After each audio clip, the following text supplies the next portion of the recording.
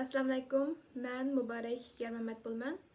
Ben Şarkı Türkistan'dan Gulci şehirden hazır Amerika'da. Ben bugün uruq tuqqanlarım üçün guvaqlıq verməkçi.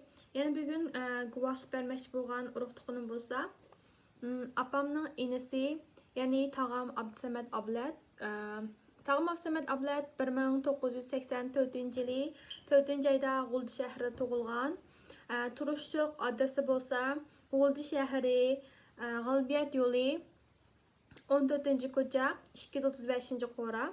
Anlaşımızca tağam Abdüsəməd Abladni 2017 yılı 4 ayda cezalarga ketgan bo'lib, hozirgacha toki 2019 yılı yil oxirigacha 2,5 yildan uzun vaqtda cezalarga yatgan, yaqinda begunoh, gunohsiz holda 8 yillik qamoq jazosiga hukm qilgan. Shundaqla yaqinda G'uljidan başqa yerga yutkimasganligini anladik.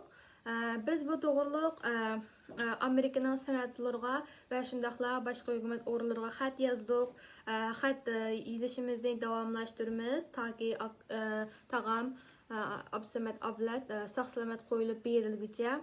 Başqa tuqqanlarim to'g'risida bugun guvohlik bermadim, chunki biz ular bilan aloqalashmagani 3 yilni oshdi.